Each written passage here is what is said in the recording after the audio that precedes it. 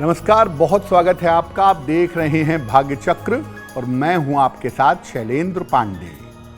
जीवन की समस्याओं से निपटने के लिए अक्सर हम बहुत सारे उपाय करते हैं।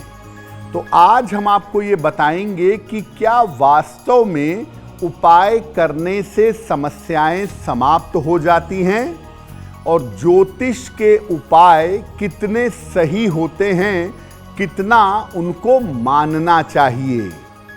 सबसे पहले ये जानते हैं कि ज्योतिष के उपाय होते क्या हैं और ज्योतिष के उपाय काम कैसे करते हैं।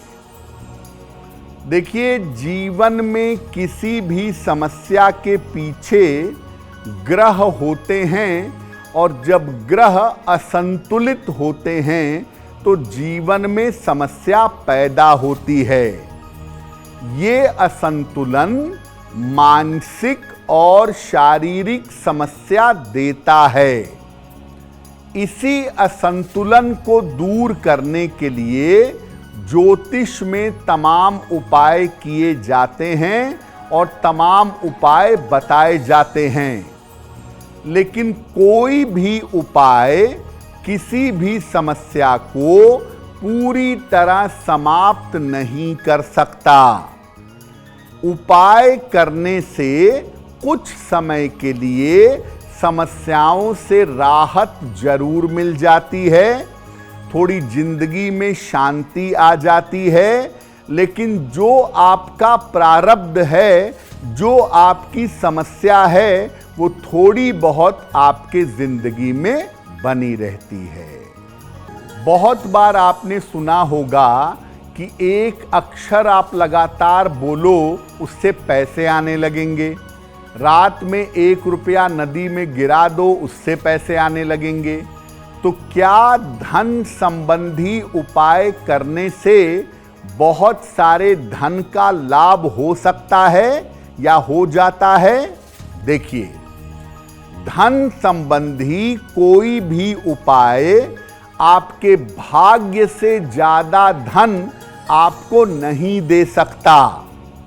जितना आपके प्रारब्ध में धन लिखा है, उतना ही धन आपको उपाय से मिलेगा, उससे ज्यादा नहीं होगा।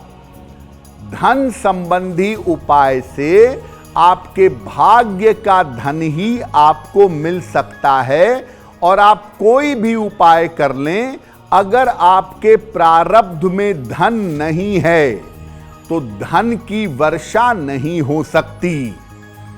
धन प्राप्त करने में जो रुकावट आ रही है, वो रुकावट आपकी दूर हो जाएगी अगर आप धन के उपाय करेंगे तो।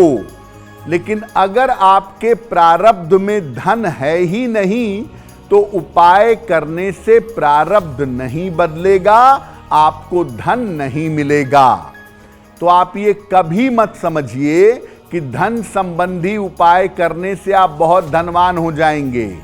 अगर आपके प्रारब्ध में धनवान होना नहीं है तो आपके उपायों से कुछ नहीं होगा। एक उपाय और बहुत किया जाता है, संतान संबंधी उपाय।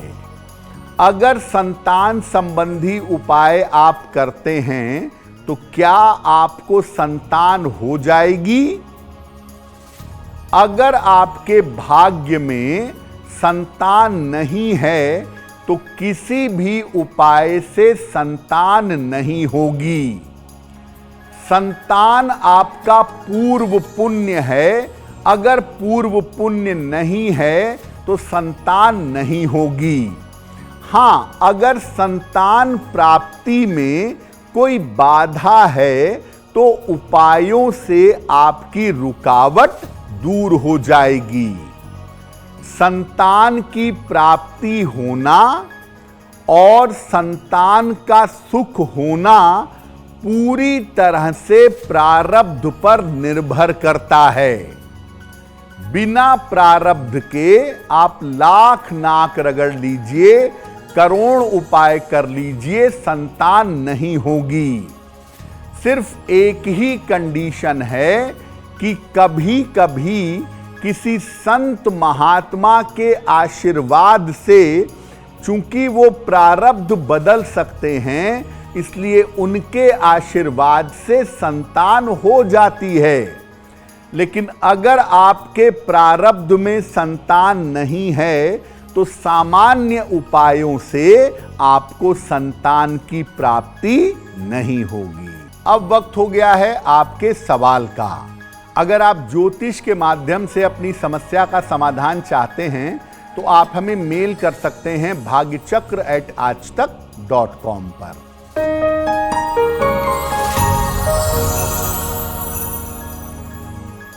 और राकेश जी हमें सहारनपुर से मेल लिखते हैं।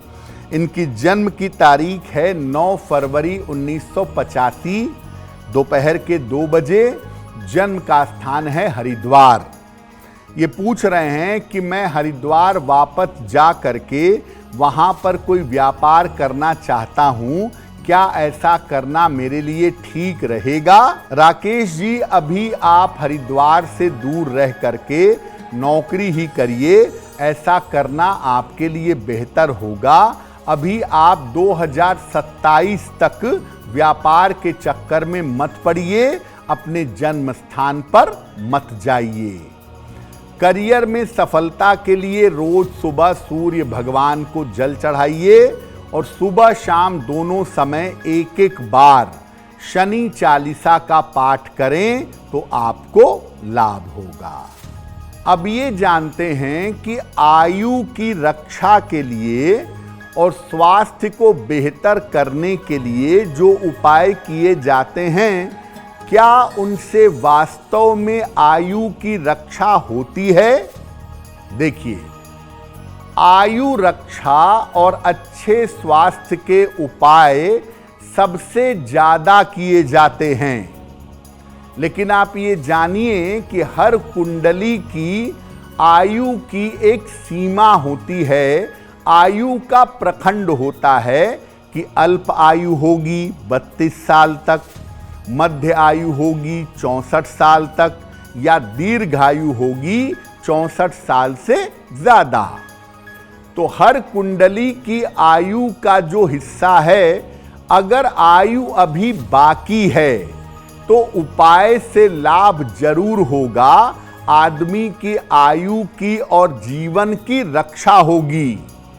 लेकिन किसी आदमी की आयु अगर कुंडली के हिसाब से पूरी हो गई है, उसकी उम्र लिखी है कि भाई मध्य आयु होगी 64 साल की, और वो 65 साल का हो गया है, और आप उपाय करेंगे तो किसी भी उपाय से रक्षा नहीं होगी। आयु बढ़ा नहीं सकते, घटा नहीं सकते। अगर आयु बाकी है तो प्रार्थना करके आप रक्षा कर सकते हैं, स्वास्थ्य को बेहतर बना सकते हैं। केवल सद्गुरु या ईश्वर विशेष दशाओं में आयु बढ़ा देते हैं, ऐसा देखा गया है। अब ये जानते हैं कि हम जो ग्रहों के लिए उपाय करते हैं, उससे क्या ग्रहों की अशुभता समाप्त हो जाती है? क्या ग्रह हमारे लिए अनुकूल हो जाते हैं? देखिए, हर ग्रह का तत्व शरीर में सूक्ष्म रूप से विद्यमान रहता है। इन्हीं तत्वों के माध्यम से ग्रह जीवन पर असर डालते हैं। ग्रहों के तत्व, रंग और ध्वनि, अगर इनको समझकर उपाय किए जाएं तो ग्रहों की ऊर्जा को संतुलित किया जा सकता है। लेकिन ग्रहों को अनुकूल करने के लिए केवल मंत्र जप और दान से काम नहीं चलेगा। आपको अपने रूटीन में, अपनी जीवनचर्या में बदलाव भी करना पड़ेगा। एक तरफ आप शनि का मंत्र पढ़ रहे हैं, दान कर रहे हैं, दूसरी तरफ आप मांस मदिरा का सेवन कर रहे हैं, तो आपको लाभ नहीं होगा।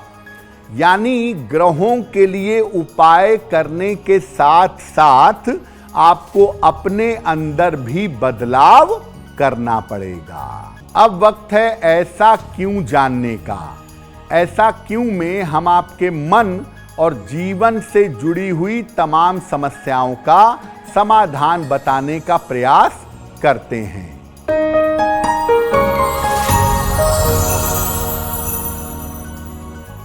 लोगों का ऐसा मानना है कि अगर मंत्र का जप किसी लाभ के लिए करना है तो वो स्वयं करने से फायदा होगा। कोई दूसरा व्यक्ति अगर आपके लिए मंत्र का जप करे तो लाभ नहीं होगा। ऐसा क्यों? देखिए, आप अगर अपने लिए स्वयं पूजा करें, स्वयं मंत्र का जप करें तो इससे आपको सबसे ज्यादा फायदा होगा। या अगर कोई व्यक्ति आपसे भावनात्मक रूप से जुड़ा है, आपका पति है, आपकी पत्नी है, आपका मित्र है, इमोशनली आपके साथ जुड़ा हुआ है, तो वो भी आपके लिए मंत्र जप कर सकता है। किसी विद्वान से भी अपने लिए मंत्र का जप करवा सकते हैं, लेकिन आप जितने दिन मंत्र का जप चलेगा उतने दिन सात्विकता बनाए रखिएगा। अगर आप मुझसे जुड़ करके अपनी समस्याओं का समाधान चाहते हैं और चाहते हैं कि आपकी समस्याओं को ज्योतिष के माध्यम से सुलझाया जाए, तो आप हमसे संपर्क कर सकते हैं, जुड़ सकते हैं एस्ट्रो